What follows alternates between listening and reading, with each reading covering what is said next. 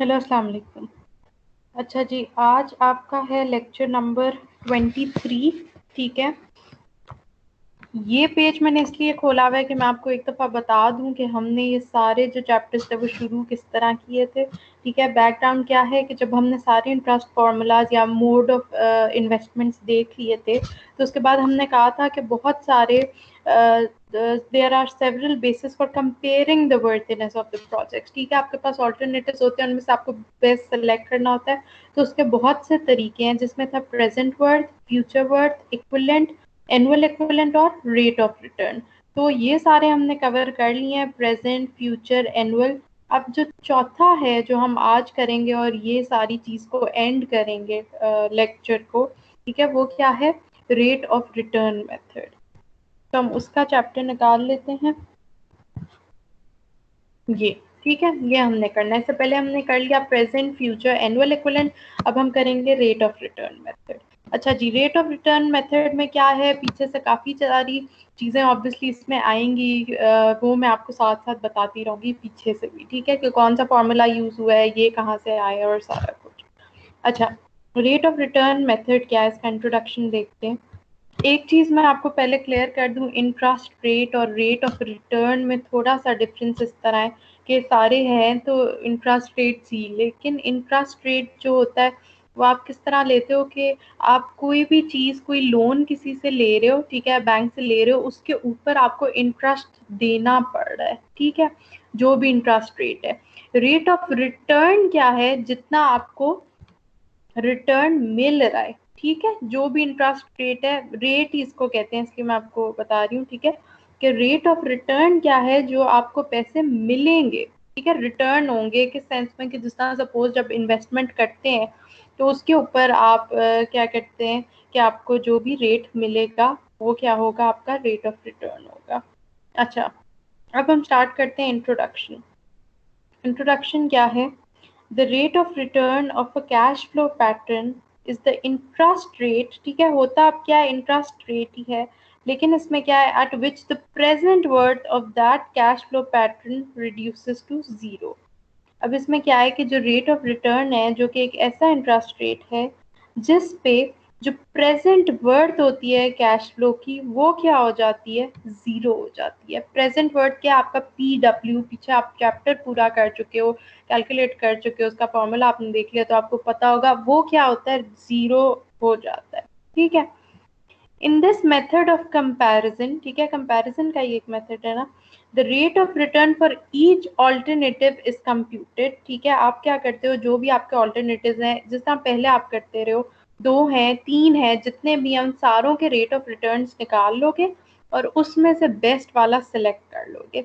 अब हम देखते थे कि पीछे हमारे पास 2 मेथड्स होते थे, एक रेवेन्यू वाला, एक कॉस्ट वाला। इसमें वैसा नहीं है, क्योंकि है ही रेट ऑफ रिटर्न वाला, रिटर्न है। ठीक है, तो इसमें हम क्या देखेंगे, उसमें हमने देखा था कि जो मैक्सिमम वैल्यू होती है वो आप रेवेन्यू के लिए वो लेते हो, जो कॉस्ट के लिए वो कौन सी लेते हो, मिनिमम लेते हो। तो यहाँ पे कौन सी लोगे? देन द ऑल्टरनेटिव, इसमें कोई कॉस्ट वाला या रेवेन्यू वाला अलग से नहीं है।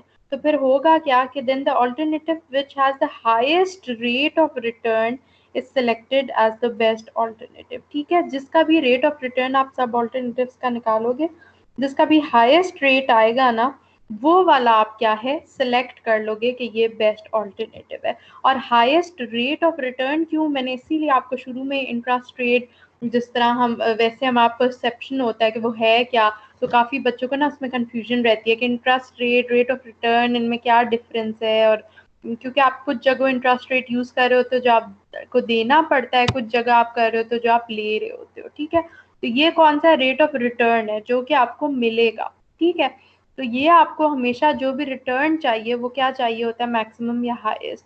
तो जो भी हाईएस्ट रेट ऑफ रिटर्न होगा वो आप क्या है, सेलेक्ट कर दोगे। ठीक है, अच्छा अब आगे चलते हैं। अब इसमें क्या है, in this type of analysis the expenditures are always assigned with the negative sign. Expenditures आपके कौन से हैं, ये जो आपको पता है, मैंने पीछे आपको हमेशा कंपैरिजन दिखाया हुआ है, उसमें क्या है कि जो पी वगैरह होता है वो आपके क्या होते हैं, एक्सपेंडिचर्स होते हैं। प्रेजेंट आपको पैसे देने पड़ रहे हैं तो वो क्या आपका एक तरह से एक्सपेंडिचर है, उसके साथ नेगेटिव साइन आएगा। ठीक है, और द रेवेन्यूज या इनफ्लोज उनके साथ क्या आएगा, पॉजिटिव साइन। अब देखो ये सारे रेवेन्यूज हैं, ठीक है, और सैल्वेज वैल्यू भी क्या है, एक तरह से जो आपको रिटर्न ही रेवेन्यू हो रहा होता है, ठीक है, क्योंकि रीसेल वैल्यू उसको भी कहते हैं, या आपको पैसे मिल रहे होते हैं एक तरीके से, तो ये क्या है, पॉजिटिव साइन इसके साथ लगेगा, ठीक है जी। अब आगे चलते हैं। A generalized cash flow diagram to demonstrate the rate of return method of comparison is presented. Simple क्या है, इन्हें कैश फ्लो डायग्राम दिखा दी, जिसमें क्या है, ये आपकी प्रेजेंट वैल्यू हो गई, फिर क्या है 0 1 2 3 जितने भी लेके जो भी लाइफ है उस चीज की, वो कितनी है, n तक, ठीक है, जो भी ईयर्स आप लेते हैं।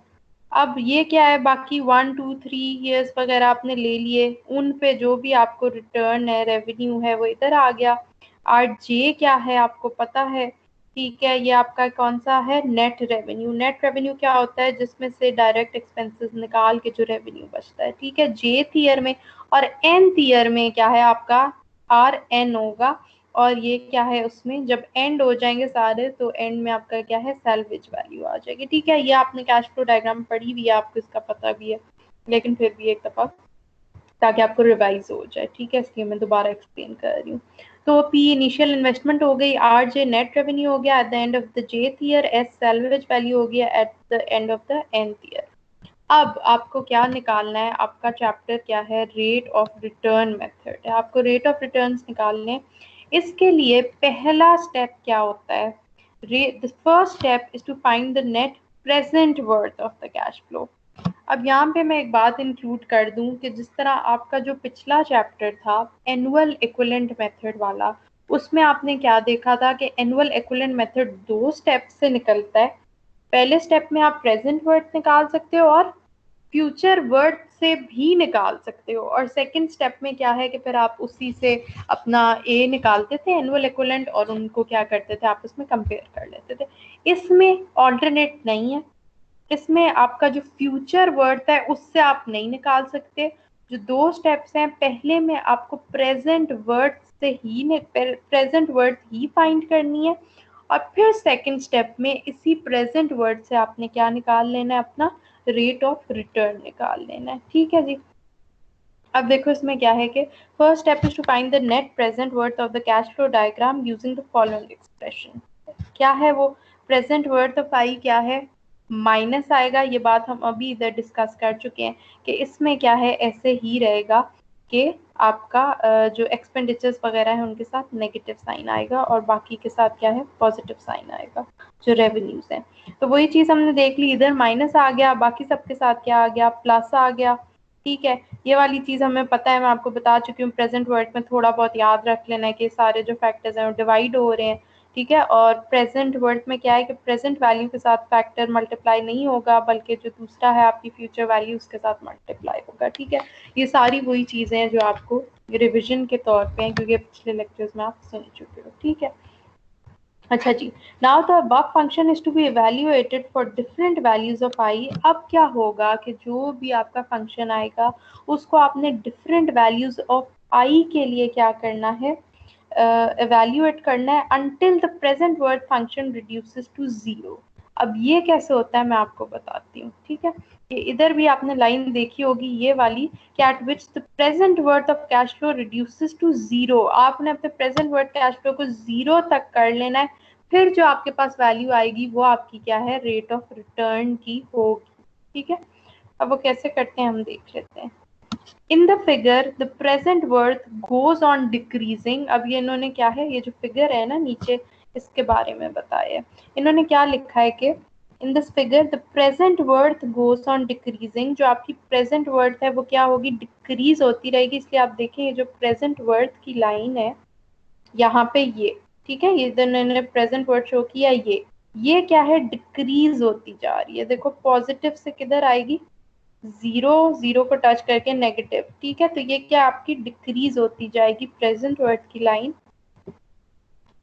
When the interest rate is increased, कब डिक्रीज होती जाएगी, जब इंटरेस्ट रेट इंक्रीज होता जाएगा। इंटरेस्ट रेट कैसे इंक्रीज हो रहा है, देखो पहले 2 था, फिर 4 हुआ, फिर 6 हुआ, फिर 8 हुआ। इंटरेस्ट रेट क्या हो रहा है, इंक्रीज हो रहा है, और प्रेजेंट वर्थ इसलिए क्या है, डिक्रीज होती जा रही है।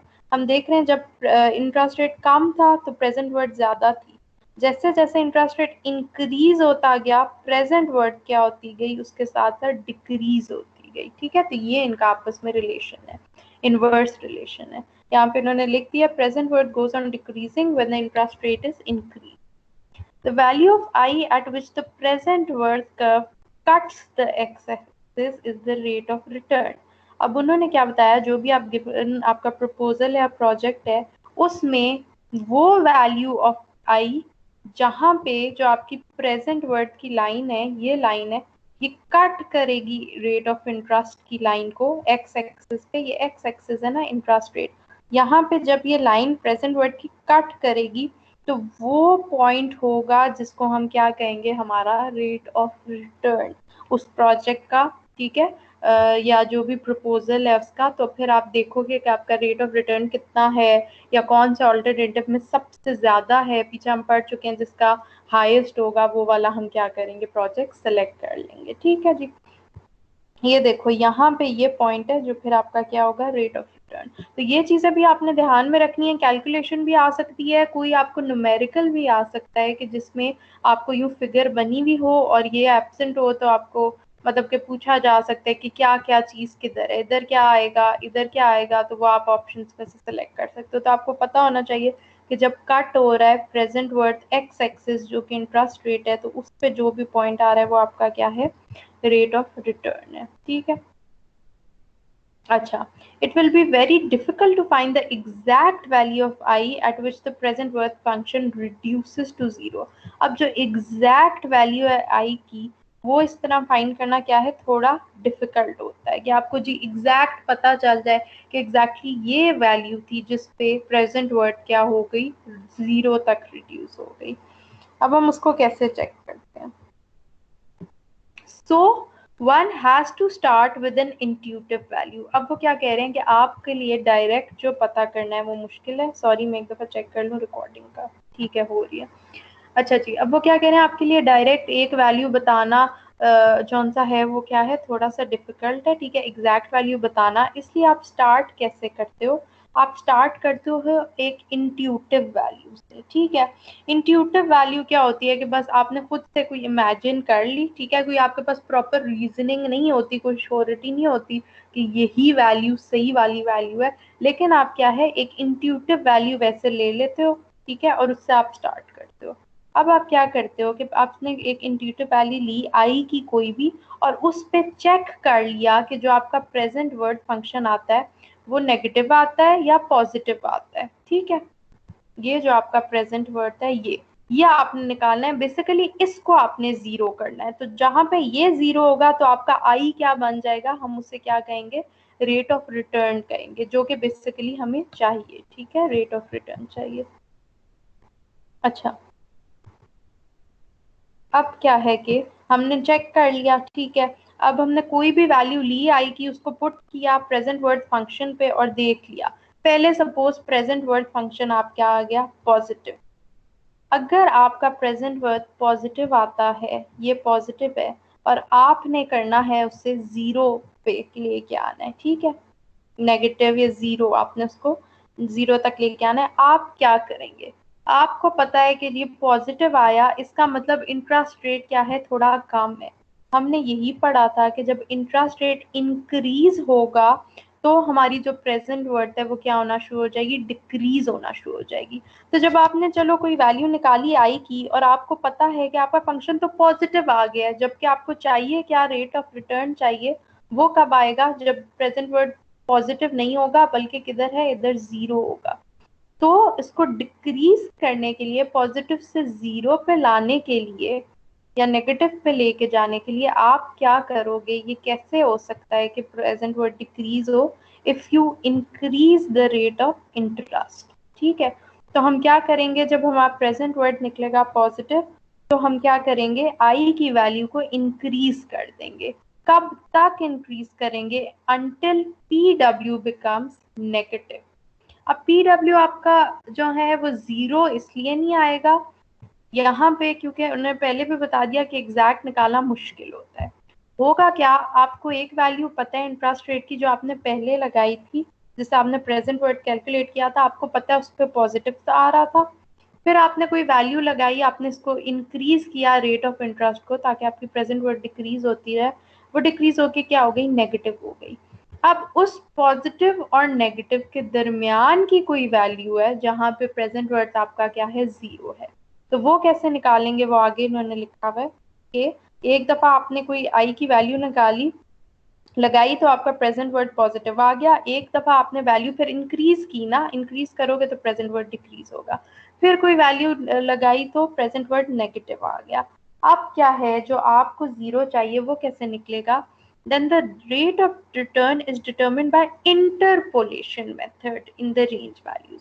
इंटरपोलेशन क्या होता है, इंटरपोलेशन एक ऐसी एस्टिमेशन होती है, ठीक है, जिसमें आप क्या करते हो, एक पॉइंट आप निकालते हो, डेटा निकालते हो विद इन अ रेंज। ठीक है, रेंज क्या होती है, आपको पता है, एक रेंज गिवन है, हम कहते हैं कि जी 1 से 10 तक आपके पास रेंज है, इसके बीच में कोई वैल्यू बताएं। ठीक है, उसी तरह रेंज क्या होती है, कोई मिनिमम वैल्यू और कोई मैक्सिमम वैल्यू। आपके पास यहाँ क्या रेंज आ गई कि एक आपके पास पॉजिटिव वैल्यू आ गई और एक नेगेटिव वैल्यू आ गई। अब आपको पता है कि हमेशा इस तरफ 0 के पॉजिटिव होता है और दूसरी तरफ क्या है, नेगेटिव होना शुरू हो जाता है, -1 -2।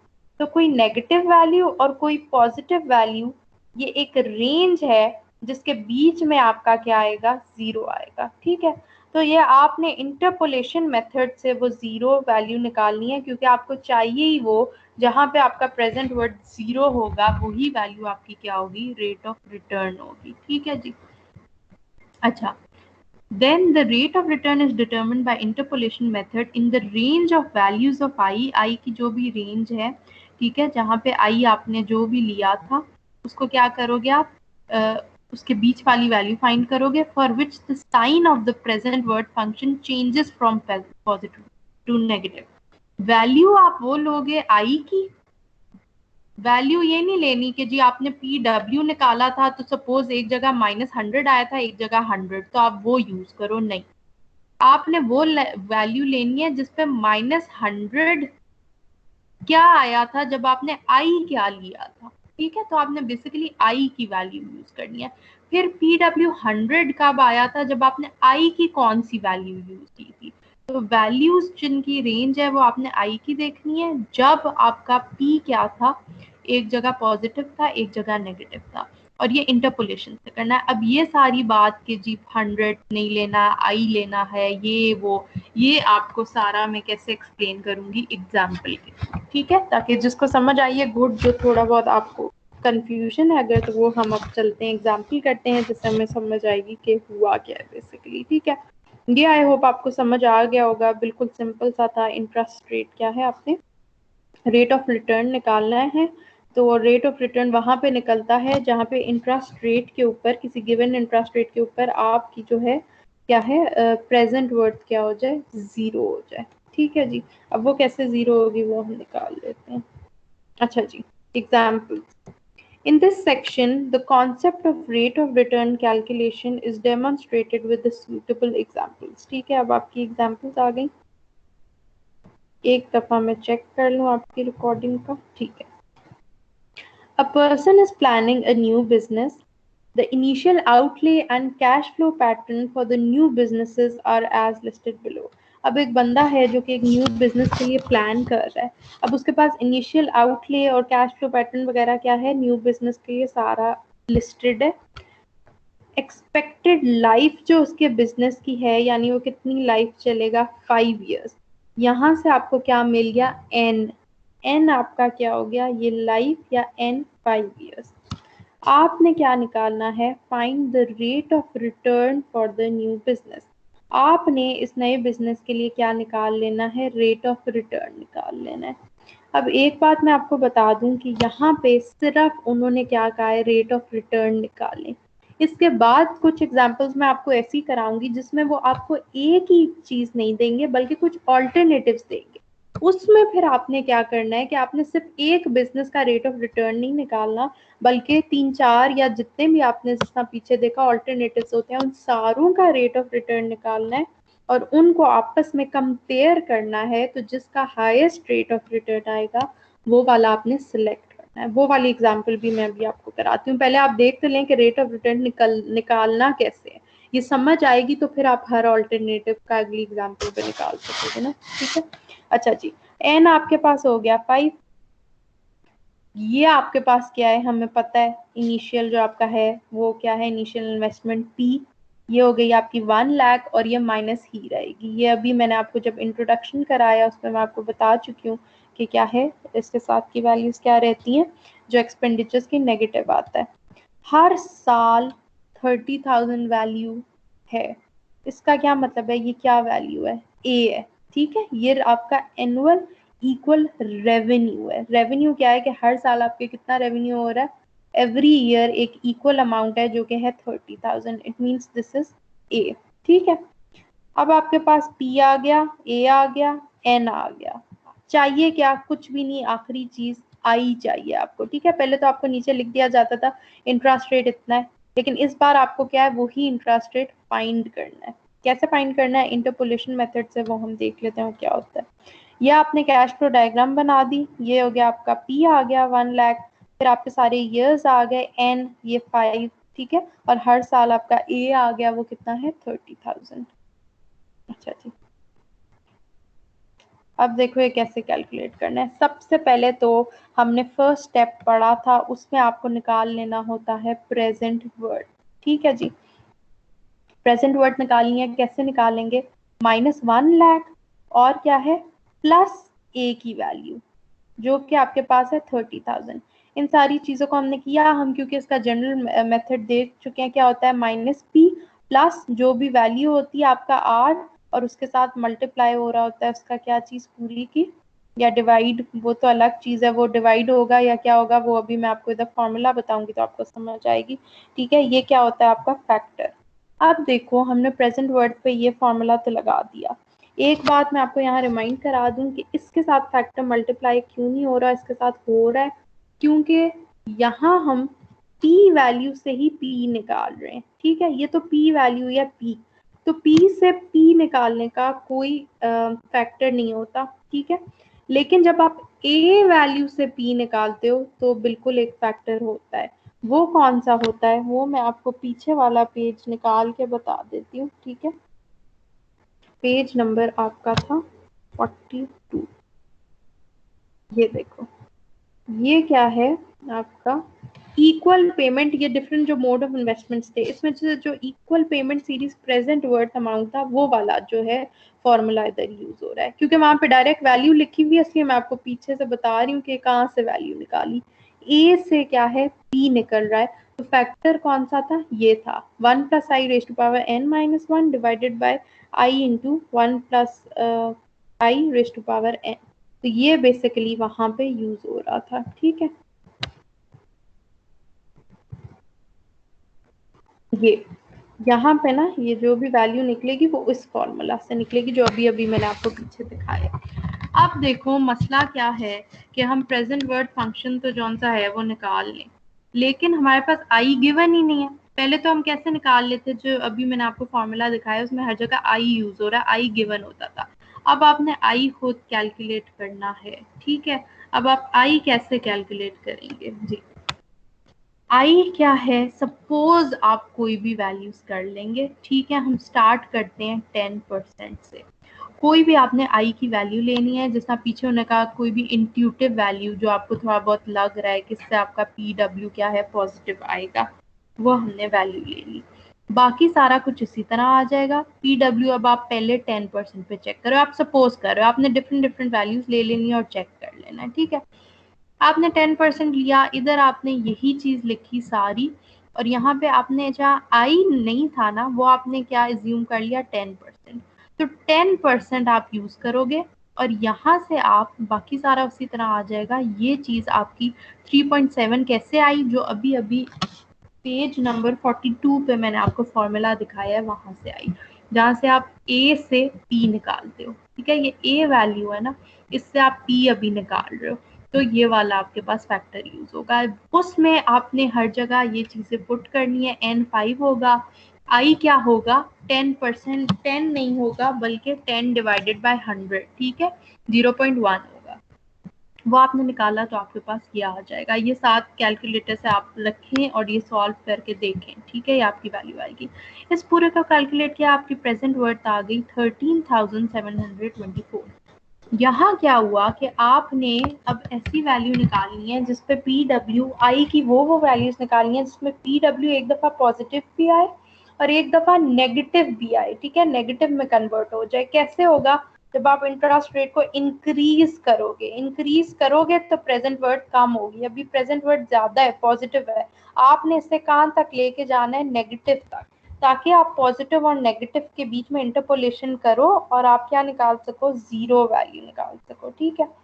अब देखो हमने इससे थोड़ी सी बड़ी वैल्यू ले ली कि जी इस पे प्रेजेंट वर्ड की तो बहुत बड़ी वैल्यू आई है, आपने अगर से नेगेटिव लेके जाना है तो एटलीस्ट आप चलो 5% का डिफरेंस ले लो। ये सारा आप पे डिपेंड करता है, इसमें कंफ्यूज नहीं होना। आप बेशक 12 पे ट्राई कर लो, 14 पे ट्राई कर लो, लेकिन एक थोड़ा दिमाग लगाना है कि अगर 10% पे भी इतनी बड़ी वैल्यू है तो थोड़ा ज्यादा इंटरेस्ट रेट को इंक्रीज करेंगे ताकि आपका क्या हो जाए, ये नेगेटिव तक चला जाए। अच्छा सपोज हम 10 से गए 15 पे, अब हमने 15% यूज करना है। बात याद रखनी है, फॉर्मूला खराब नहीं करना। जब ये पिछला फॉर्मूला जो अभी मैंने आपको बताया वो यूज करोगे ना, ठीक है, उसमें अब आपने क्या करना है, आप 15% यानी 0.15 आप लगाओगे, ठीक है। 100 डिवाइडेड बाय क्या करना है, सॉरी 15 डिवाइडेड बाय 100 जो आपका रेट है, ठीक है, इसको हम कर भी लेते हैं। 15 डिवाइडेड बाय 100 आपका जो 0.15 आएगा, ठीक है। इसको अब आपने यूज करना है उस सारे फॉर्मूला में। ये चीज याद रखनी है, आई हर जगह डिफरेंट लगाना है तो ही आपकी वैल्यू चेंज आएगी। ये ना और 10 इधर 15 लगा दो लेकिन उससे फॉर्मूला में 10 यूज करो तो गलत हो जाएगा, ठीक है। फॉर्मूला में जब आपने 15% लगाई ये आपकी वैल्यू आई। अब इस सारे को दोबारा जिस तरह प्रेजेंट वर्ड पहले में कैलकुलेट करना था वो आपने किया, अभी भी आपकी प्रेजेंट वर्ड की वैल्यू क्या है? पॉजिटिव ही है। अब आपको पता है कि थोड़ी सी चलो कम तो हुई है, थोड़ा बहुत डिफरेंस देखते हैं आई के बीच में। आई की कोई वैल्यू ऐसी लेते हैं जो थोड़ी बहुत ज्यादा होगी, ज्यादा ही, कम नहीं करना। जब आई इंक्रीज करोगे तो आपका प्रेजेंट वर्ड डिक्रीज होगा और हमने बेसिकली इसे डिक्रीज ही करना है, ठीक है, नेगेटिव की तरफ लेके जाना है। हमने ले ली 18%। अब यहाँ पे आप कंफ्यूज ना हो कि भाई 16 क्यों नहीं ली, आप 16 ले लें। आप 16 पे देख लें, अगर उस पे भी नेगेटिव हो जाता है वेल एंड गुड, कोई फर्क नहीं पड़ेगा आपके आंसर में, ठीक है। अभी हमने थोड़ा डिफरेंस रख के 18 ले ली। जब आपने यहाँ 18% 0.18 फॉर्मूला में यूज करना है, ये याद रखना है, ये वाला फैक्टर लगाया, इसको मल्टीप्लाई किया, वैल्यू लगाई आई की, आपके पास आपका पी डब्ल्यू हो गया नेगेटिव जो आपको चाहिए था। अब आपके पास दो किस्म की पी डब्ल्यू की वैल्यूज आ गई, एक आ गई जी पॉजिटिव, ठीक है। पहली वाली पॉजिटिव को छोड़ दो क्योंकि उसके बाद भी जब हमने लिया तो पॉजिटिव ही आई। तो आप बेसिकली जो बिल्कुल करीब करीब पॉजिटिव से नेगेटिव पे जाएगा ना, उनके बीच में जीरो चेक करोगे, ठीक है। एक हमने ये वैल्यू ले ली जब पॉजिटिव था, एक हमने ये वैल्यू ले ली जब नेगेटिव था। अब आ गया हमारा इंटरपोलेशन मेथड, बिल्कुल सिंपल है। देखो यहाँ एंड हो रहा है, कोई डिफिकल्टी नहीं है। कैसे निकालेंगे? इसका फॉर्मूला क्या होता है, आप पहले पुट करते हो जो भी आपकी परसेंटेज में वैल्यू, अब यहाँ चेंज नहीं करना, पॉइंट्स में नहीं करना, परसेंटेज में ही इंटरेस्ट होता है तो आपने परसेंटेज में ही निकालना है आपका जो भी रेट ऑफ रिटर्न है, ठीक है। ये कैसे निकालोगे? सबसे पहले आपने वो वैल्यू डालनी है कि जहाँ पे आपका इंटरेस्ट रेट की वो वैल्यू डालनी है जहाँ पे आपका पी डब्ल्यू आ रहा था पॉजिटिव। आपका 15% पे आ रहा था ना, अब आप 16% पे चेक कर लो, नेगेटिव आना शुरू हो जाएगा। इसलिए 15% वो लास्ट वैल्यू है जहाँ पे पी डब्ल्यू पॉजिटिव आता है, इसलिए यहाँ हमने लिख दिया 15%। अभी इंटरपोलेशन का है इसलिए इसमें ध्यान रखना है ये फॉर्मूला, ठीक है। यहाँ पे आप क्या लगाते हो जहाँ पे पॉजिटिव होती है, प्लस आप वो वैल्यू लगाते हो प्रेजेंट वर्थ की जो पॉजिटिव थी, ठीक है। यहाँ लगाते हो वो इंटरेस्ट रेट जिस पे प्रेजेंट वर्थ पॉजिटिव होता है और यहाँ वो वैल्यू लगाते हो प्रेजेंट वर्थ की जो पॉजिटिव थी। वो कितनी थी? 566। उसमें से माइनस करते हो आपको जो रिक्वायर्ड वैल्यू है। आप क्या चाहते हैं, रिक्वायर्ड वैल्यू आपकी 0 है, क्योंकि आपको पता है जब प्रेजेंट वर्ड 0 होगी तो उसको हम कहेंगे कि वो आपका रेट ऑफ रिटर्न था। ठीक है, तो रिक्वायर्ड वैल्यू या एक्चुअल आपको क्या चाहिए, 0 चाहिए।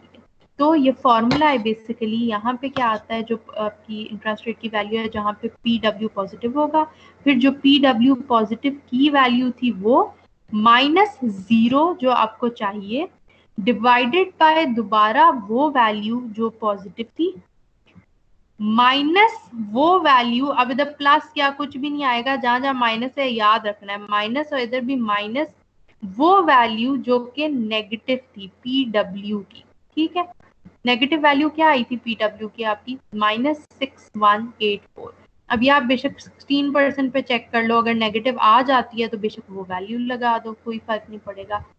ठीक है, मल्टीप्लाई बाय क्या हो गया आपका 3%। मल्टीप्लाई आपने किससे करना है, चेंज से। चेंज क्या है, आपने एक लिया था 18% और एक लिया था 15%, इनके बीच में जो डिफरेंस था वो कितने का है, 3 का है। अगर सपोज आप इधर 16% लेते हो, 15 के बाद 16 ले रहे हो और आपकी नेगेटिव आ जाती है, तो उनके बीच में डिफरेंस क्या होगा, 1। तो इधर आप क्या लिखोगे, 1। ये चीज आपने ध्यान में रखनी है। हमने फिलहाल इस एग्जाम्पल में बुक वालों ने 15 और 18 लिया, इनके बीच में डिफरेंस क्या था, 3, तो 3%।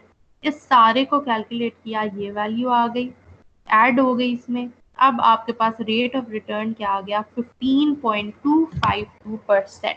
बिल्कुल भी डिफिकल्ट नहीं है इसमें कोई बात। ठीक है, ये आपका क्या आ गया, therefore the rate of return for the new business is 15.252%।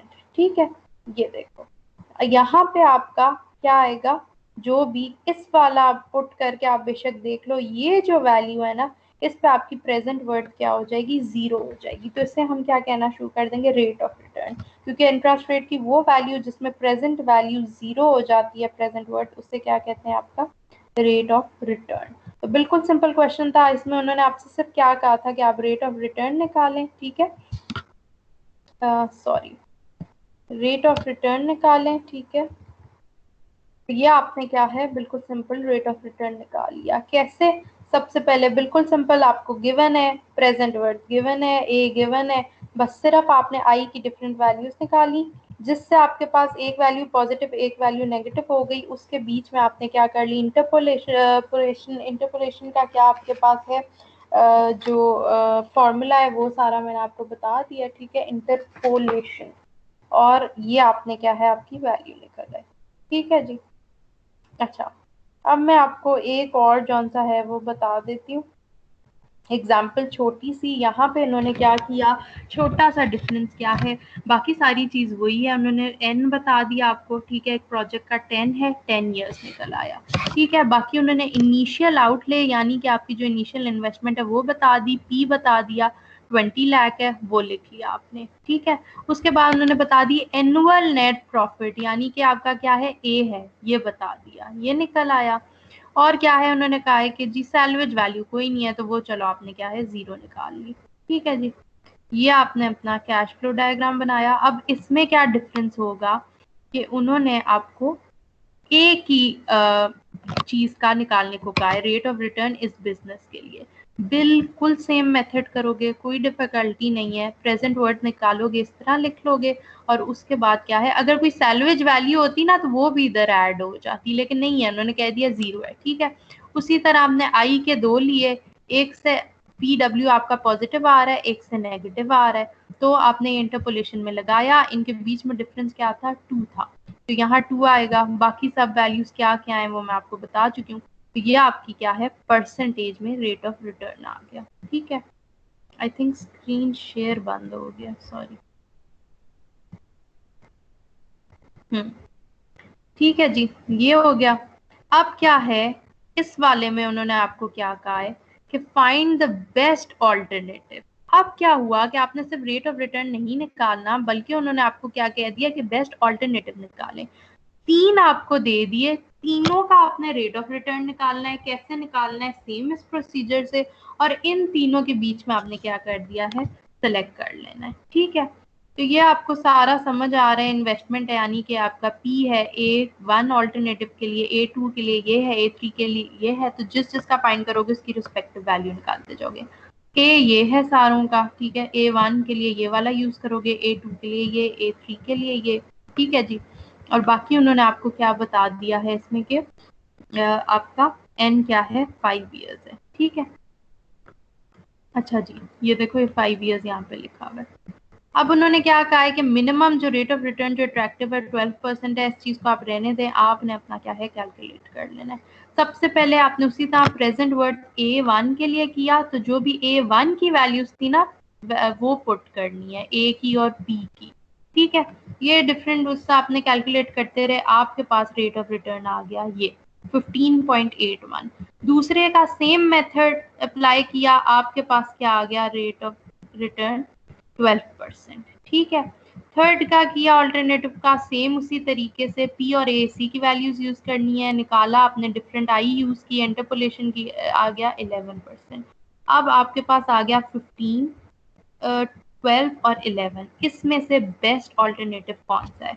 आपको पता है कि जिसका रेट ऑफ रिटर्न हाईएस्ट होगा वो बेस्ट होगा, ठीक है।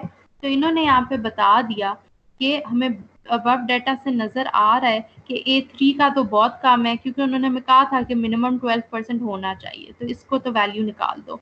इन दोनों में से ज्यादा किसका, A1 का।